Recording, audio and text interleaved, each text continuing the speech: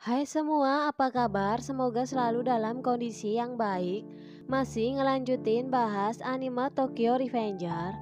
Sekarang masuk ke chapter 114, di mana di cerita sebelumnya Takemichi yang merasa misinya berhasil dan Takemichi juga mendapatkan hadiah motor dari teman-temannya. Takemichi juga berencana akan kembali ke masa depan. Sebelum kembali ke masa depan, Takemichi masih mempunyai keinginan terakhir. Sebelum lanjut ke ceritanya, jangan lupa untuk selalu dukung channel ini dengan cara like, komen, dan juga subscribe.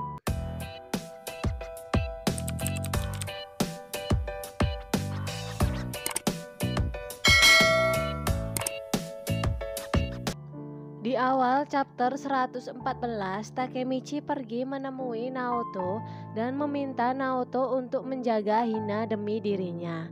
Karena Takemichi merasa waktunya untuk pergi ke masa depan, dan dia pun bersalaman dengan Naoto.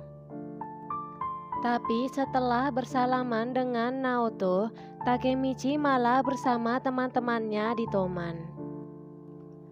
Karena merasa itu adalah kesempatan terakhir untuk bertemu dengan Meiki dan yang lainnya sebelum Takemichi benar-benar pergi.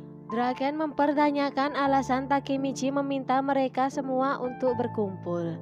Takemichi memberitahu ke Meiki kalau musuh sebenarnya adalah Kisaki, dan itu adalah kata-kata terakhir yang ditinggalkan Baji padanya. Kapten Divisi 3 bukanlah Kisaki tapi Pahchin. Dan menurut Baji, kalau Pahchin, Mitsuya, Draken, dan Meiki, dan Kazutora adalah harta bagi Baji. Takemichi berpesan untuk tidak melupakan tujuan Baji dan meminta mereka untuk tetap kuat, karena yang bisa membuat era baru adalah Meiki. Chifuyu yang mendengar perkataan Takemichi merasa terharu. Dengan malu-malu, Takemichi meminta satu hal lagi dari teman-temannya. Takemichi meminta ke teman-temannya untuk berfoto bersama agar dia ingat dengan peristiwa ini, karena dia tidak akan bisa melihat teman-temannya di masa lalu lagi. Awalnya mereka merasa malas untuk berfoto, akhirnya menuruti keinginan Takemichi. Dan saat mulai berfoto, tiba-tiba Takemichi udah kembali ke masa depan.